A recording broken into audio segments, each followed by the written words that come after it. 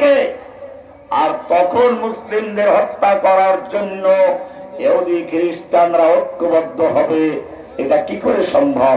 তখন কি আমাদের মুসলিমদের সংখ্যা আমাদের চেয়েও কমে যাবে? আমরা কি সংখ্যায় আরো কমে যাব?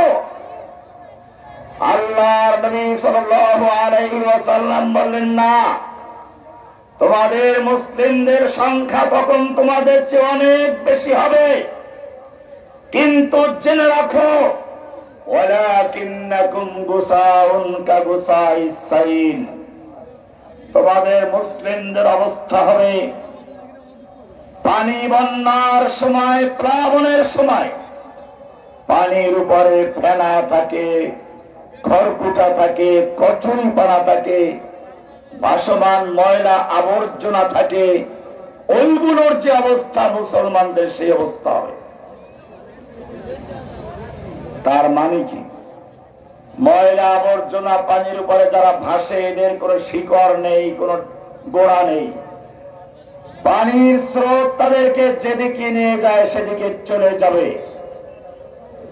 আল্লাহর নবী সাল্লাল্লাহু আলাইহি ওয়াসাল্লাম ইঙ্গিত করেছেন কোরআনের একটি আয়াতের দিকে। উলামায়ে কেরাম ভালো করে শুনুন। একজন মুমিনের দৃষ্টান্ত হচ্ছে একটি খেজুর গাছের মতো। খেজুর গাছের শিকড় থাকে মাটির ভিতরে, ডাল থাকে অনেক উপরে, মাঝখান দিয়ে কাণ্ড থাকে, পানি তাকে ফলাতে পারে না, ভাসাতে পারে না। ঠিক তেমনি ভাবে একজন মুসলিম যখন কালিমাতুত তাওহীদ লা ইলাহা ইল্লাল্লাহ বলে আল্লাহকে মেনে নেয়, তখন ওই খেজুর গাছের মতো তার শিকড় থাকে মাটিতে, ডাল থাকে আরশ পর্যন্ত। কোরআনের আয়াত শুনুন, আলাম তারা কাইফা দারাবাল্লাহু মাসালান কালিমাতান তাইয়্যিবাহ। আল্লাহ রাব্বুল আলামিন বলেন, আলাম তারা কাইফা দারাবাল্লাহু মাসালান কালিমাতান তাইয়্যিবাতান কাশাজারাতিন তাইয়্যিবাহ। ও দুনিয়ার মুসলিম, যারা লা ইলাহা ইল্লাল্লাহ বলে ইসলাম কবুল করেছো, আল্লাহ কালেমায়ে তাইয়্যিবা লা ইলাহা ইল্লাল্লাহকে একটা পবিত্র গাছের সঙ্গে দৃষ্টান্ত দিচ্ছেন, উপমা দিচ্ছেন, তুলনা করছেন। পবিত্র গাছ, খেজুর গাছ, তাল গাছ, যে গাছের শিকড় মাটিতে থাকে, আসলুহা সাবিতু ওয়া ফারউহা ফিস সামা, যে গাছের শিকড় থাকে মাটিতে, ডাল থাকে কোথায়? ও মুমিন, তুমি যখন লা ইলাহা ইল্লাল্লাহ বলে ইসলাম কবুল করেছো, লা ইলাহা ইল্লাল্লাহর দুইটা অংশ। কয়টা অংশ? লা ইলাহা একটা, ইল্লাল্লাহ আরেকটা। লা মানে নেই, ইলাহা মানে কোন মাবুদ। লা ইলাহা মানে হচ্ছে কোন মাবুদ নেই, কোন ক্ষমতার মালিক নেই, কোন আইন বিধান দেওয়ার মালিক নেই, কোন সুপার পাওয়ার নেই, কোন ইবাদত পাওয়ার উপযুক্ত নেই, কোন প্রার্থনা পাওয়ার উপযুক্ত নেই, সিজদা পাওয়ার উপযুক্ত নেই, কারো নামে পশু জবাই করা যাবে না, কারো আইন মানা যাবে না। লা বলে সব খালি করা হচ্ছে, ইল্লাল্লাহ বলে শুধু একজনকে গ্রহণ করা হচ্ছে। কাকে? একটা পুরাতন বিল্ডিং এ রং করতে গেলে প্রথমে মানুষ পুরাতন রংটা ঘষে মেজে ধুয়ে মুছে পরিষ্কার করে নতুন রং করে। ঠিক তেমনি ভাবে লা ইলাহা ইল্লাল্লাহ বলে অন্তরের থেকে সমস্ত গায়রুল্লাহ, যত গায়রুল্লাহ আছে, আল্লাহ ছাড়া সব কিছু উৎখাত করে দিয়ে একমাত্র একজনকে বসানো হয়। তার নাম কি? লা ইলাহা। এই লা ইলাহা ইল্লাল্লাহকে আল্লাহ রাব্বুল আলামিন তুলনা করেছেন কাশাজারাতিন তাইয়্যিবাহ, একটা পবিত্র গাছের সঙ্গে। যেই গাছের শিকড় হচ্ছে মাটিতে, ডাল হচ্ছে আরশ পর্যন্ত।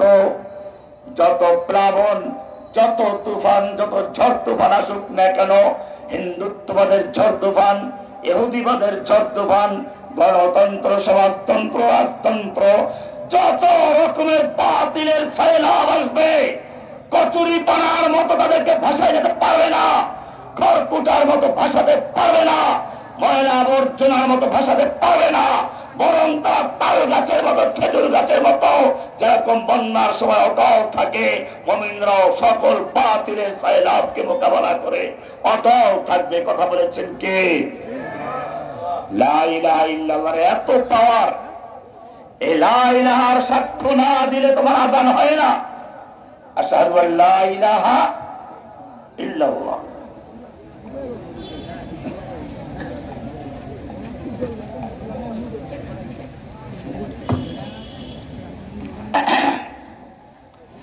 এই লা ইলাহা ইল্লাল্লাহর সাক্ষী না দিলে কামত হয় না। এই লা ইলাহা ইল্লাল্লাহর সাক্ষী না দিলে তোমার ঈমান হয় না।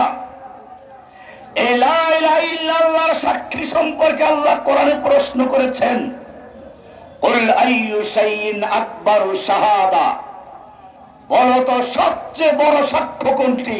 লা ইলাহা। এবারে তোমাকে যদি প্রশ্ন করা হয়, বলো এমন কোন সাক্ষ্য আছে যেই সাক্ষ্য আল্লাহ নিজে দিয়েছেন?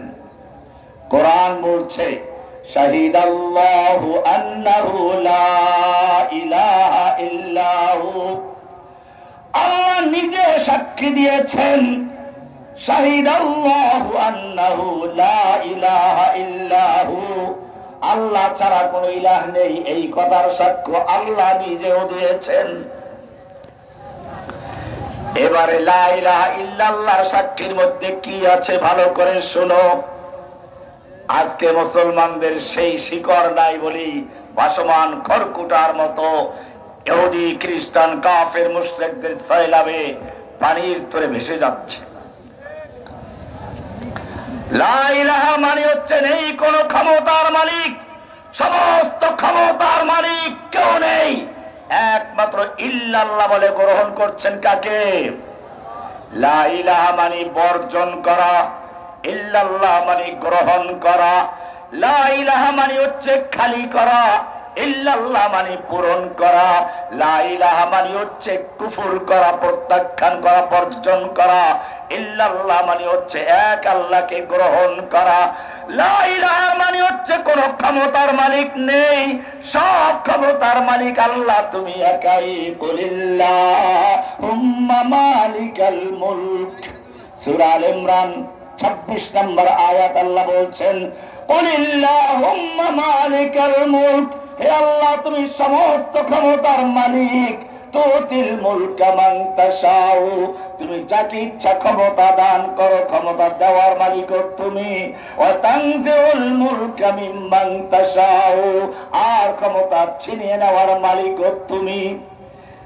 যেই লোক বলল আমি পালাবো না, পালাই না, পালায় না, আল্লাহ রাব্বুল আলামিন দেখিয়ে দিলেন, মুরগির রোস্ট তৈরি করলো, খাসি ভুনা করলো, গরু ভুনা করলো, দামি দামি খাবার তৈরি করে বস্তায় বস্তায় টাকা তৈরি করে রাখলো ক্ষমতা আঁকড়ে থাকার জন্য। প্রয়োজনে ছাত্র জনতার বুকে গুলি করে ঝাঁঝরা করে দেওয়া হবে, সেই প্রস্তুতি নিয়ে যখন মজাদার খাবার তৈরি করে রেখেছিল, আল্লাহ রাব্বুল আলামিন বলছেন ক্ষমতার মালিক তুমি না। ওয়া তানজিউল মুলকা মিম্মান তাশাউ, তুমি অনেক আলেমদের খাবার কেড়ে নিয়েছো, আলেম ওলামাদেরকে জেলখানায় ঢুকে পোকা খাইয়েছো, ডাল খাইয়েছো, পচা তরকারি খাইয়েছো। আল্লাহ রাব্বুল আলামিন এবারে তোমাকে দেখাচ্ছেন তোমার রান্না করা খাবার মুরগির রোস তুমি রেখে দিয়ে তোমাকে দেশ থেকে, শুধু বাংলাদেশ, শুধু এইখান থেকে নাই, বাংলাদেশের জেলখানায় থাকলেও সে বলতো আমি তো পালাই নাই। আল্লাহ রাব্বুল আলামিন অহংকারীর জবাব দেওয়ার জন্য এমন ব্যবস্থা করলেন যাতে করে বাংলাদেশের জেলখানায় থাকতে না পারে, এর সেটাকে পালাতে হয়েছে, কারণ সে অহংকার করে বলেছে পালাবে না।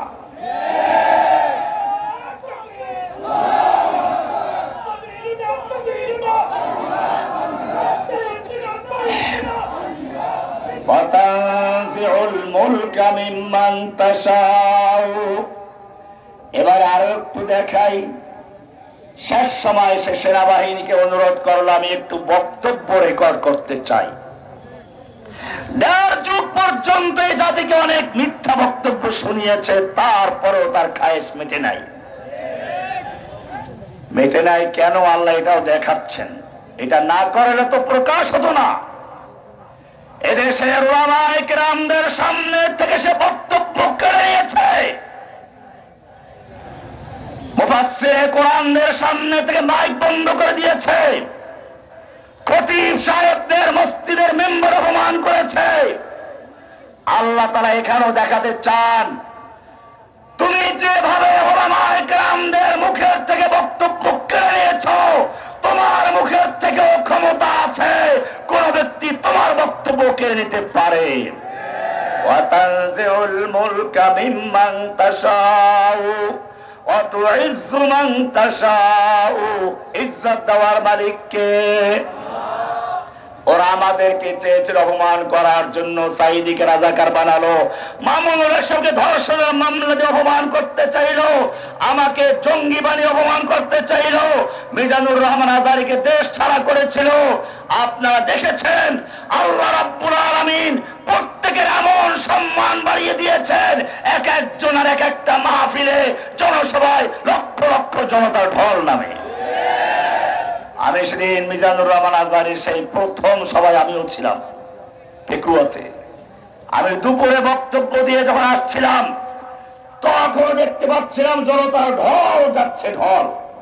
মনে মনে ভাবলাম, হাসিনা রে, তুই চেয়েছিলি এইসব লোকদেরকে অপমান করতে, দেশ ছাড়া করতে, আল্লাহ রাব্বুল আলামিন তোকে দেখাচ্ছেন তুই দেশ ছেড়ে পালাতে বাধ্য হয়েছ, কিন্তু আল্লাহ রাব্বুল আলামিন তুই যাদেরকে দেশ ছাড়া করেছিলি, কারাগারে বন্দী করেছিলি, তারা এখন সব সম্মানের সঙ্গে বাংলাদেশের এক প্রান্ত থেকে আর এক প্রান্ত পর্যন্ত ইজ্জতের সঙ্গে ঘুরে ফিরে বেড়াচ্ছেন।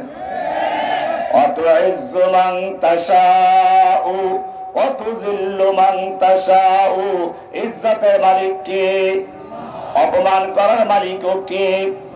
আমাদেরকে যখন কোর্টে উঠানো হতো, মাথায় হেলমেট, গায়ে বুলেট প্রুফ জ্যাকেট, হাতে হ্যান্ডকাপ, আবার পায়ে বেড়ি লাগানো হতো, এভাবে আমাদেরকে অপমান করার চেষ্টা করা হতো। কিন্তু আমরা দেখেছি জনগণ সুযোগ পেলে পুলিশের ফাঁক ফোকর দিয়ে হাত মেলাবার চেষ্টা করত, পকেটে হাদিয়া টোবা ঢুকিয়ে দিত। আজকে যখন আমাদের পরিবর্তে তারাও জেলে গেল, এবারে জনগণ তাদেরকেও খুঁজে বেড়ায়, পুলিশের ফাঁক ফোকর দিয়ে তাদের সাথে মিলতে চায়, তবে হাদিয়া দেওয়ার জন্য নয়, পচা ডিম আর ছেঁড়া জুতা দিয়ে তাদেরকে অপমান করার জন্য, পেটানোর জন্য সুযোগ খুঁজে।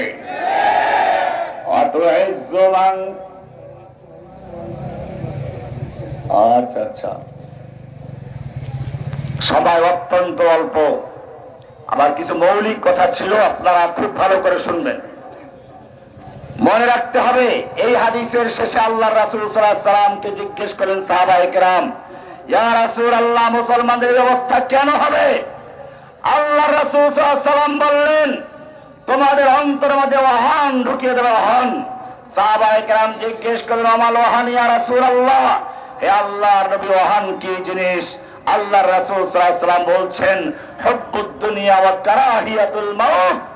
ও আমার সাহাবীরা, তোমরা যেরকম ভাবে আল্লাহর রাস্তায় জীবন দেওয়ার জন্য, উৎসর্গ করার জন্য পাগল হয়ে যাও, খুশিতে আনন্দ পাও, ওরা সে সময় আল্লাহর রাস্তায় জীবন দিতে অপছন্দ করবে, দুনিয়ার মোহে লিপ্ত হয়ে যাবে।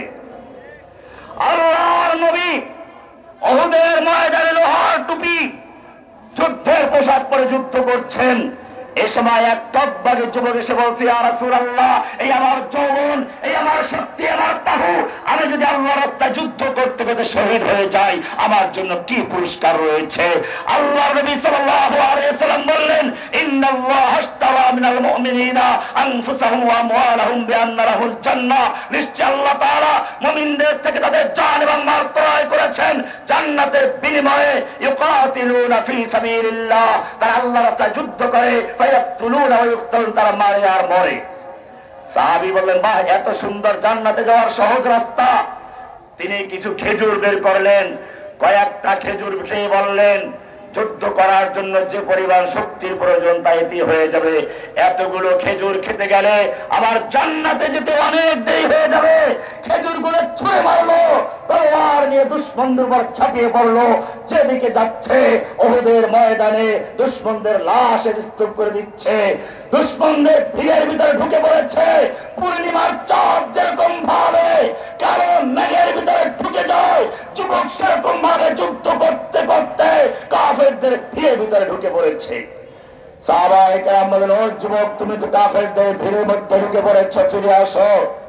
যুবক তাকালো, চেহারায় রক্ত, মুখে ঠুটে হাসি, আর বলছো, আমার ভাইয়েরা আমাকে যেতে দাও, আমি উহুদের পাহাড়ের দিক থেকে আমার নাকের ভিতরে জান্নাতের সুগন্ধ পাচ্ছি। আমার ভাইয়েরা মনে রাখতে হবে, আল্লাহর নবী নিজে যুদ্ধ করেছেন, লড়াই করেছেন, রক্ত দিয়েছেন। তোমার আমার চেয়ে নবীর রক্ত অনেক পবিত্র ছিল। তোমার আমার ইবাদতের চেয়ে নবীর ইবাদত অনেক বেশি ছিল।